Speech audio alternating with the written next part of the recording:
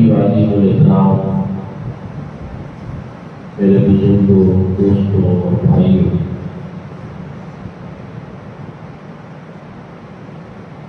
ذی الحجہ کی مناسبت سے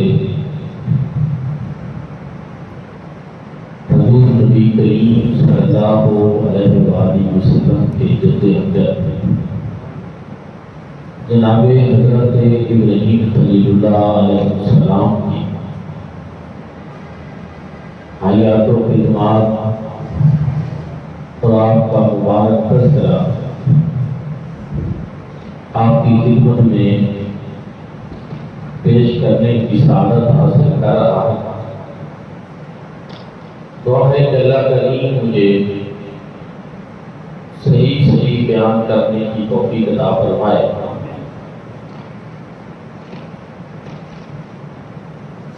حضرت ابراہیم علیہ السلام اللہ کے بڑے برگزیدہ اور جلیل القدر پیغمبر تھے۔ بنی اسرائیل کے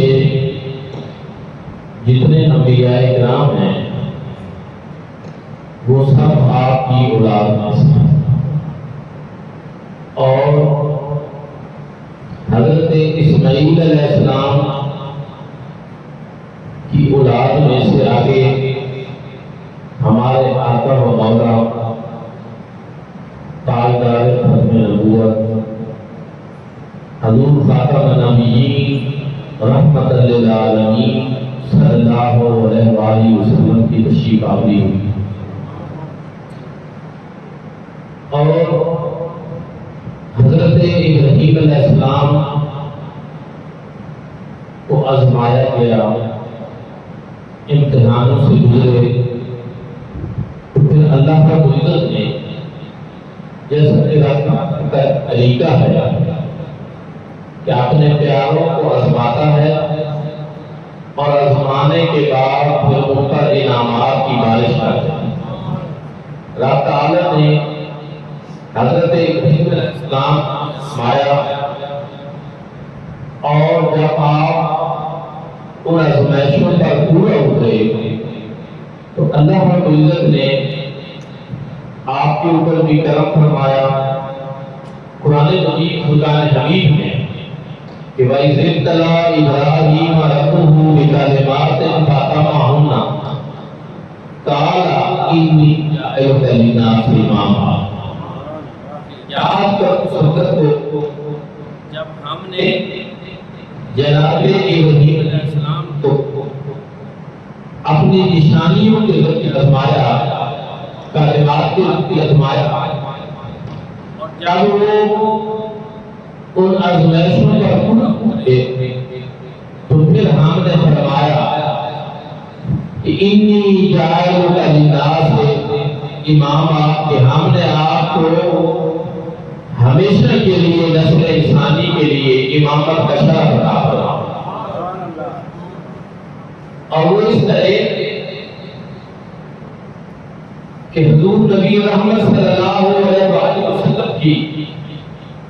آپ کی اولاد میں سے جلوہ گری کر کے ایک ایسا شرف عطا فرمایا کہ قیامت تک کے لیے نسل انسانی کی امامت کا تاج اللہ رب العزت نے حضور نبی کریم صلی اللہ علیہ وسلم کے ساتھ سجا دیا، اور اس طرح حضرت ابراہیم علیہ السلام کو ایک شرف مل گیا۔ اور حضرت ابراہیم علیہ السلام نے رب کی بارگاہ میں عرض کی کہ یہ شرف سے مجھے نصیب نہ ہو، قال ومن ذریتی، میری آخر کو بھی شرف نصیب۔ اللہ رب العزت نے ارشاد فرمایا قال لا تعالوا عن ذلك، کہ جو ان میں سے ظلم کرنے والے ہوں گے ان کو ہمارا عہد نہیں پہنچتا، وہ اس شرف سے معلوم رہیں گے، اگر ظلم نہیں کریں گے تو پھر وہ یہ شرف پا لیں۔ تو دوستان دین کا اللہ حضرت نے قربانیاں بھی دی، آزمایا بھی، اور اس کے بعد رب تعالی نے انعامات کی آپ کے اوپر ہے، وہ بہت سارے انعامات فرمائے۔ حضرت ابراہیم علیہ السلام کو رب تعالیٰ نے پھر ایک اور شرف بھی بخشا کہ انہوں نے حضرت اسماعیل علیہ السلام کے ساتھ مل کر باپ اور بیٹا دونوں نے اللہ رب العزت کے گھر کو تعمیر کی۔ اس میں کوئی شک نہیں کہ بیت اللہ شریف کی ویسے تعمیر کئی مرتبہ ہو چکی، لیکن یہ وہ تعمیر ہے جس کا ذکر اللہ رب العزت نے قرآن میں کیا کہ وَإِذْ يَرْفَعُ إِبْرَاهِيمُ الْقَوَاعِدَ مِنَ الْبَيْتِ وَإِسْمَاعِيلُ کہ یاد کرو اس وقت کو جب وہ باپ اور بیٹا دونوں اللہ کے گھر کی بنیادیں جو ہیں وہ تعمیر کر رہے تھے، بنیادیں رکھ رہے تھے۔ اچھا، ایک اور بات بھی ہے کہ کتنا خلوص تھا اللہ کے ان بندوں کے دل میں، کتنی محبت تھی کہ اس انداز سے انہوں نے اللہ کا گھر بنایا کہ رب تعالیٰ نے اس گھر کو اس طرح قبول کیا کہ قیامت تک کے لیے لوگوں کے لیے ضروری ہے کہ وہ حج کے موقع پہ وہاں آتے۔ جب اللہ کا گھر بن گیا، اللہ رب العزت نے حضرت ابراہیم علیہ السلام کو فرمایا کہ آپ صدا لگائیں، بلائیں لوگوں کو۔ جب انہوں نے آواز دی تو جو لوگ جہاں موجود تھے ان میں سے جس نے بھی لبیک کہا، چاہے وہ جسمانی صورت میں تھا یا عالم ارواح میں ابھی اس کی روح تھی، تو اللہ رب العزت اس کو زندگی میں ایک مرتبہ ضرور شرف عطا فرمائیں گے کہ وہ بیت اللہ شریف کی حاضری ہو۔ اگر زیادہ مرتبہ لبیک کہا تو زیادہ حاضری ہو جائے گی، ایسی قبولیت۔ اور دوستان ذکر پھر اللہ رب العزت نے ارشاد فرمایا ان اول بیت وضع للناس للذی ببکۃ مبارکا وہدی للعالمین کہ بے شک وہ پہلا گھر جو مکہ میں، یہ مکہ بھی مکہ کا ہی نام ہے، یہ وہاں کی ایک قرأت ہے، لہجے ہوتے ہیں، تو مکہ کو وہاں کے لوگ مکہ بھی کہتے تھے، تو یہ اسی قرأت کے مطابق یہ مکہ ہی ہے، للذی ببکۃ مبارکا وہدی للعالمین کہ برکت والا گھر جو لوگوں کے لیے بنایا گیا کہ لوگ وہاں حاضری دیں، عبادت کریں۔ اللہ کا وہ پہلا گھر، عبادت گاہ جو بنائی گئی، اور وہ برکت والا بھی اور لوگوں کے لیے ہدایت کا سامان، وہاں ہدایت نصیب ہوتی ہے لوگوں کو۔ اور فی آیات بینات، اس میں نشانیاں ہیں، اور ان نشانیوں میں سے کیا ہے؟ مقام ابراہیم۔ مقام ابراہیم بھی ایک نشانی ہے۔ ومن داخلہ آمنا ومن داخلہ کان آمنا، جو اس میں داخل ہو جاتا ہے وہ امن والا ہوتا ہے۔ وَلِلَّهِ عَلَى النَّاسِ حِجُّ الْبَيْتِ مَنِ اسْتَطَاعَ إِلَيْهِ سَبِيلًا، اور فرمایا لوگوں کے لیے جو استطاعت رکھتا ہو اس کے اوپر اللہ کا گھر جو ہے اس کی حاضری فرض قرار دے دی گئی، یعنی حج فرض قرار دے۔ دوستان ذکر، اب فلسفہ حج کیا ہے؟ اگر آپ غور کریں کہ اس کا مقصد کیا ہے، کیوں لوگوں کو وہاں بلایا جاتا ہے؟ اس لیے کہ تاکہ حضرت ابراہیم علیہ السلام نے جو اللہ کے گھر کی بنیادیں رکھی، لوگ وہاں پہ حاضر ہوں اور سارے ایک لباس میں، سب کا لباس ایک ہو، اور سب اپنی زبان سے ایک کلمہ کہیں۔ آپ میری طرف توجہ رکھیں، سب کی زبان پہ ایک کلمہ ہو، لباس بھی ایک ہو، سب کی زبان پہ کلمہ بھی ایک ہو۔ اچھا جی، امیر آدمی تو ریشم کا لباس پہن لے، وہ بوسکی کی قمیض پہن لے، وہ بڑا ہی کوئی شانہ لباس پہن لے، اس کے پاس پیسے ہیں جی، نہیں، وہاں ہم نے پیسے شیسے نہیں دیکھنے، وہاں ہم نے یہ دیکھنا ہے کہ ہمارے حکم کی بجاوری کون کرے۔ امیر ہے وہ بھی وہی لباس پہنے، 2 چادریں سفید کاٹن کی یا اس سے ملتی جلتی سفید 2 چادریں وہی، غریب ہے وہ بھی وہ، سارے ایک لباس پہنے۔ جی امیر کے پاس استطاعت ہے کہ وہ پورا لباس سلا کر پہن سکتا ہے، اوپر ایک کوٹ بھی پہن سکتا ہے، ویسٹ کوٹ بھی پہن سکتا ہے، لیکن قبولیت نہیں ہو، حکم نہیں ہے، ہم یہ پسند نہیں کرتے۔ ہماری بارگاہ میں اگر حاضری ہونی ہے، گویا یہ پیغام ہے نا رب تعالیٰ کی طرف سے کہ ہماری بارگاہ میں حاضر ہونا ہے، تو یہاں امیری اور غریبی کے سلسلے نہیں ہونے چاہیے، سب ایک لباس میں اور ایک زبان میں کہیں لبیک اللہم لبیک لا شریک لک لبیک ان الحمد والنعمت لک والملک لا شریک لک لبیک۔ حضرات جی وقار کوئی سندھی بولنے والا، کوئی پنجابی بولنے والا، کوئی فارسی بولنے والا، کوئی انگریزی بولنے والا، ہر ایک اپنی اپنی بولی بول لے، نہیں، آج بولی بھی سب وہ بولیں گے جو اللہ کو پسند ہے، سب کی زبان ایک، سب کا لباس ایک، بندہ و محتاج و غنی ایک ہوئے، تیری بارگاہ میں پہنچے سبھی، وہ رب کی بارگاہ، وہاں شاہ و گدا کے سارے امتیازات ختم کر دیے جائیں، ایک ہی صف میں کھڑے ہو گئے محمود و ایاز، نہ کوئی بندہ رہا نہ کوئی بندہ رہا۔ وہ میں دیکھ رہا تھا ہمارے وزیر محترم جو ہیں مذہبی امور کے،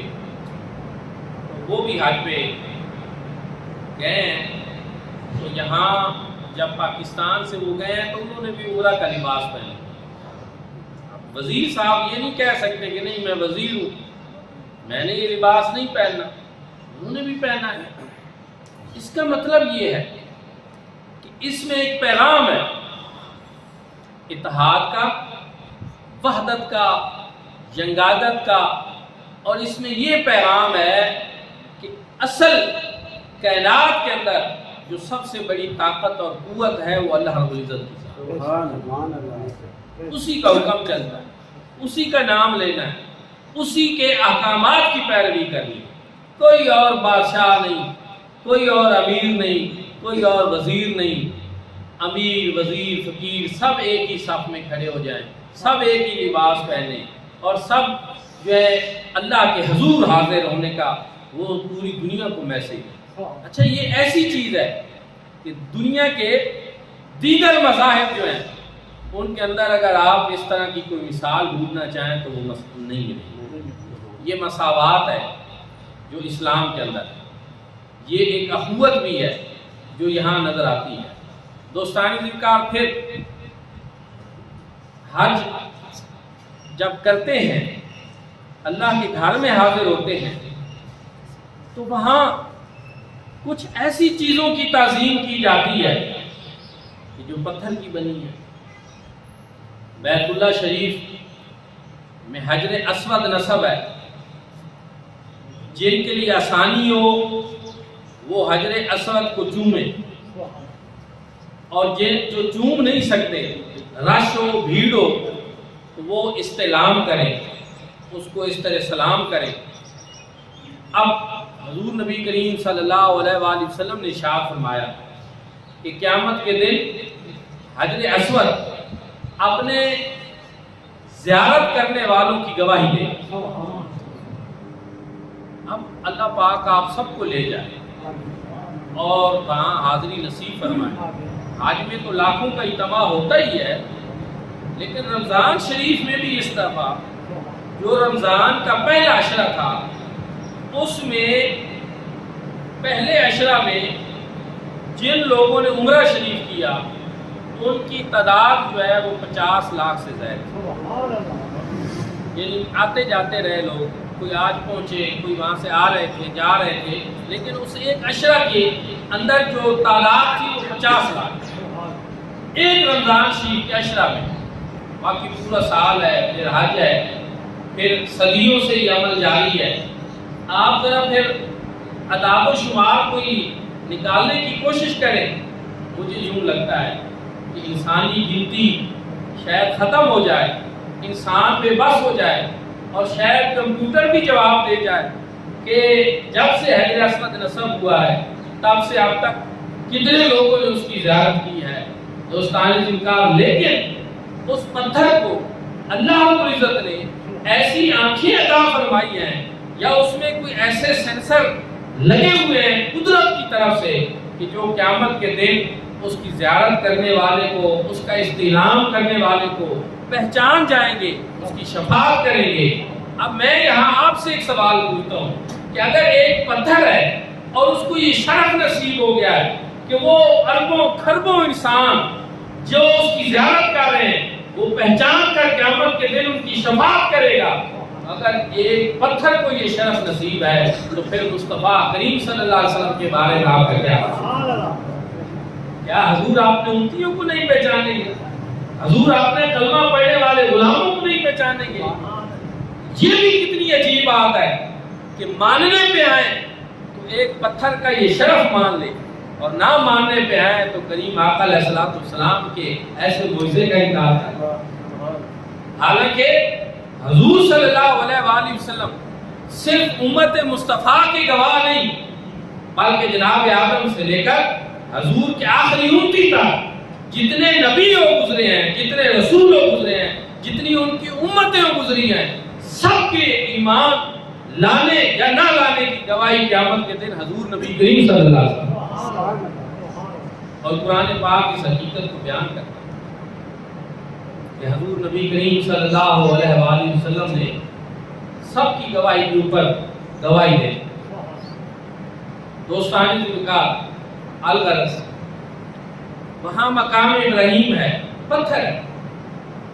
اس کی خصوصیت یہ ہے کہ اس نے بیت اللہ شریف کی جب تعمیر ہو رہی تھی تو کوازے کا کام کیا۔ حضرت ابراہیم علیہ السلام اس پہ کھڑے ہوتے تھے، جتنی اونچائی درکار ہوتی تھی وہ اونچا ہو جاتا، نیچے کام کرنا ہوتا تھا وہ نیچے ہو جاتا، اور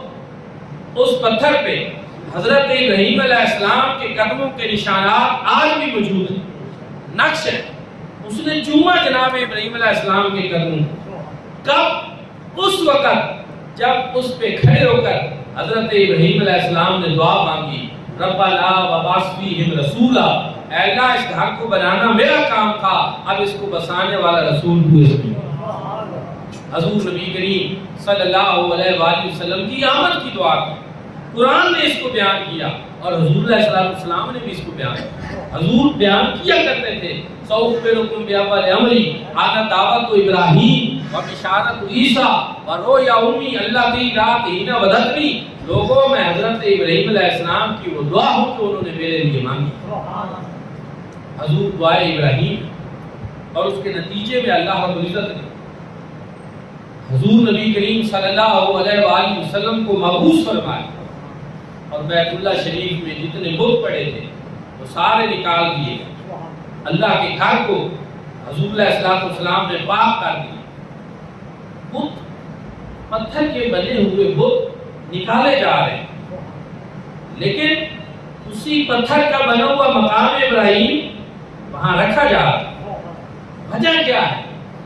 وہ پتھر کے بنے ہوئے بت نکالے جا رہے ہیں، یہ پتھر وہاں رکھا جا رہا ہے۔ فرق کیا ہے؟ فرق یہ ہے کہ ان بتوں کا تعلق غیر اللہ سے تھا،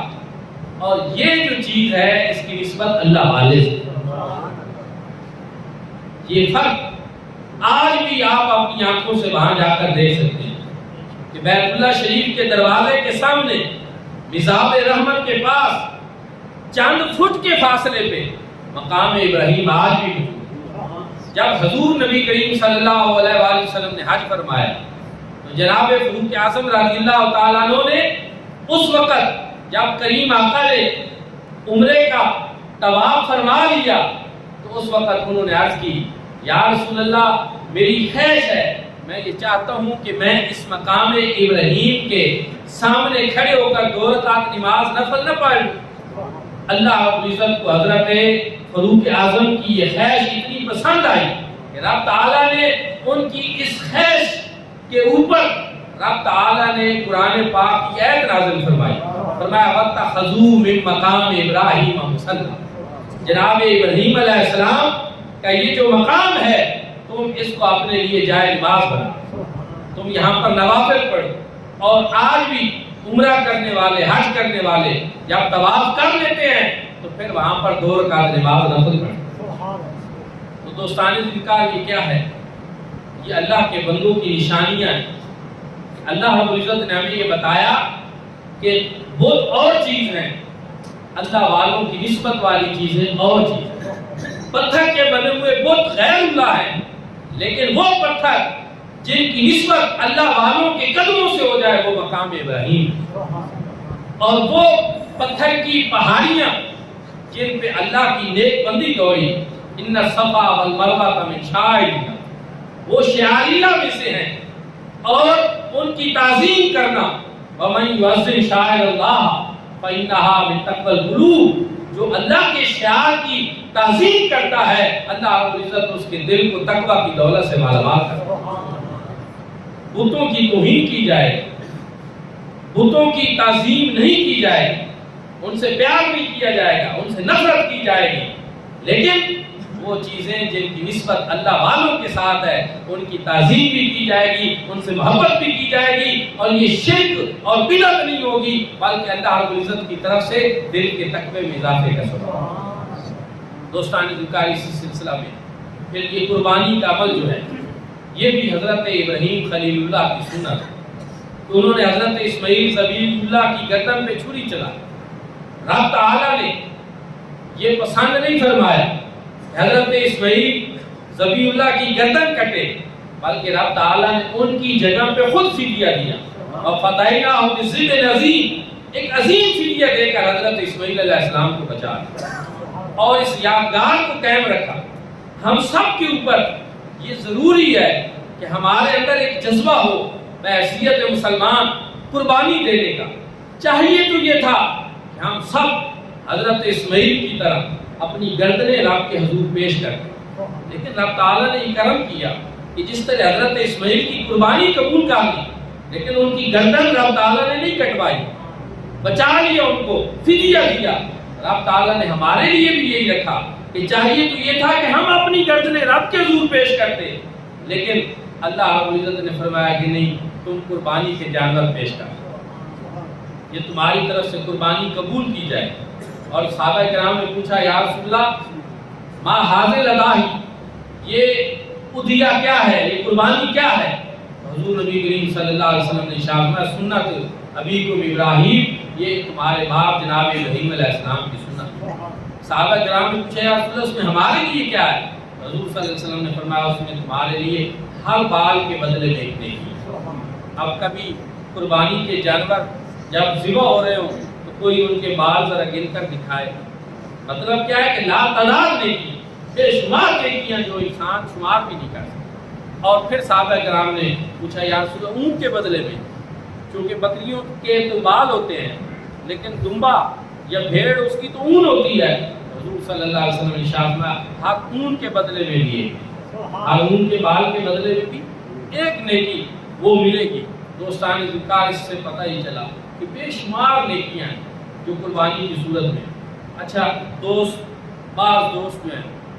وہ کہتے ہیں کہ قربانی کا تعلق تو حج کے ساتھ ہے، کہ حج کے موقع پہ قربانی ہونی چاہیے، یہ باقی دنیا میں قربانی کرنے کی کیا ضرورت ہے؟ یہ چیزیں سامنے آتی ہیں۔ آپ سب سے پہلے یہ چیز ذہن میں رکھیں کہ حضور نبی کریم صلی اللہ علیہ وآلہ وسلم نے ایک مرتبہ حج فرمایا، اور حضور صلی اللہ علیہ وسلم نے وہاں قربانی کے جو جانور تھے ان کو منگوایا، اور 100 اونٹ آپ کے سامنے پیش کیے گئے۔ ان میں سے ایک روایت کے مطابق 100 اونٹ حضور نبی کریم صلی اللہ علیہ وسلم نے خود ذبح فرمائے، نحر فرمایا ان کو، اور ایک روایت کے مطابق 63 اونٹ جو ہیں حضور صلی اللہ علیہ وسلم نے ان کو نحر فرمایا، اور باقی جو ہیں وہ حضرت مولا علی کرم اللہ وجہہ نے نحر کیا ہوتا ہے کہ اونٹ کا ایک گھٹنا جو ہے وہ آپ باندھ دیں اور اس کو کھڑا کر کے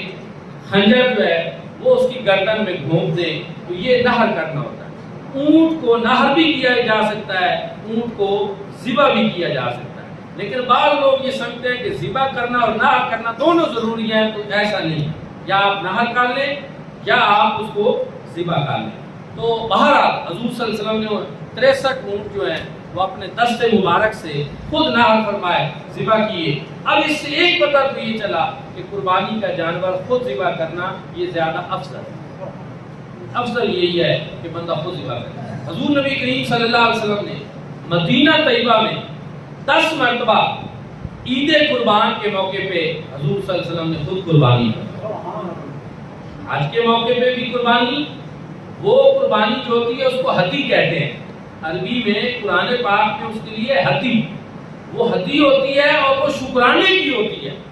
جو حاجیوں کے اوپر حج کے شکرانے کے طور پہ قربانی ہوتی ہے۔ اور یہ قربانی، اس کو ادھیہ کہا جاتا ہے، یہ قربانی ہر صاحب نصاب مسلمان کے اوپر فرض ہے۔ اور حضور صلی اللہ علیہ وسلم نے 10 مرتبہ مدینہ طیبہ میں قربانی فرمائی۔ آپ مقام حج پہ نہیں تھے، حج ایک مرتبہ فرمایا، 10 مرتبہ قربانی فرمائی۔ اور قربانی بھی کیسے فرمائی؟ حضور صلی اللہ علیہ وسلم نے 2 مینڈے منگوائے، اور آپ صلی اللہ علیہ وسلم نے ایک اپنے لیے قربانی کے طور پر ذبح کیا، اور ایک حضور صلی اللہ علیہ وسلم نے اپنی آل اور اپنی امت کے لوگوں کے لیے۔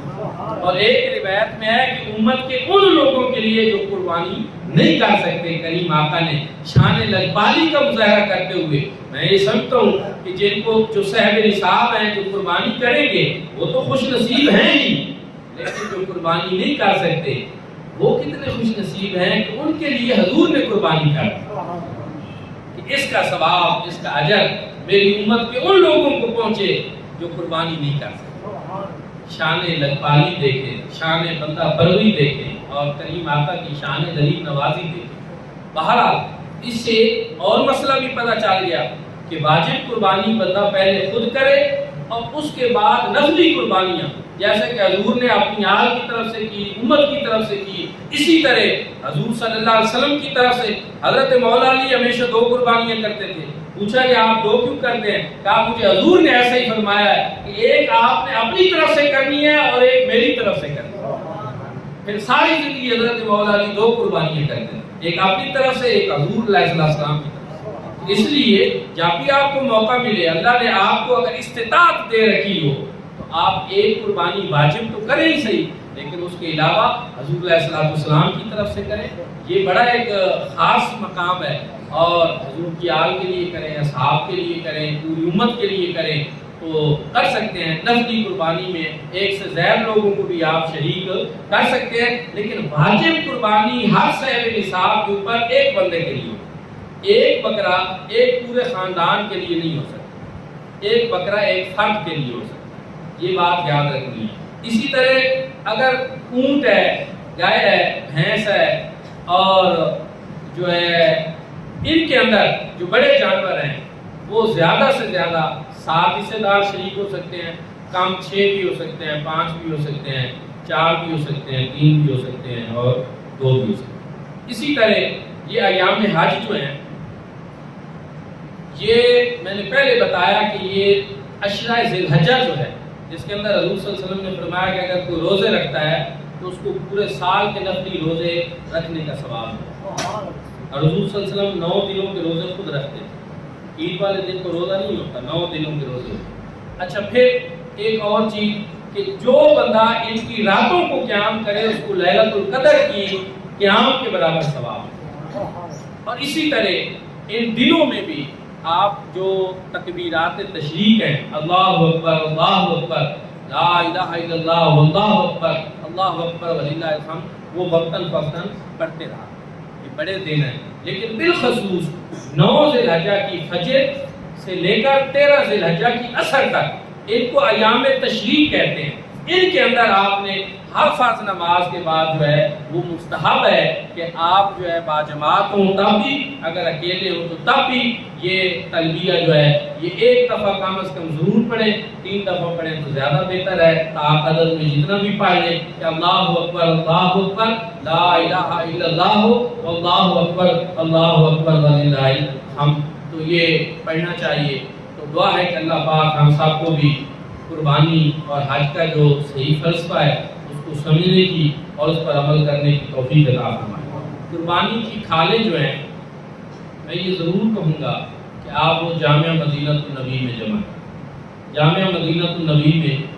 بچیاں اور بچے 200 سے زائد ان کی تعداد ہے،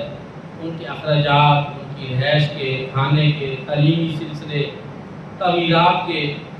وسیع اخراجات، اس کے لیے آپ سب لوگوں کا تعاون جو ہے، اور یہ بڑا آسانی والا تعاون ہے، کیونکہ قربانی کا جب اتنا بڑا جانور آپ صدقہ کر رہے ہیں تو اس کی کھال بھی آپ کے اوپر صدقہ کرنا لازم ہے۔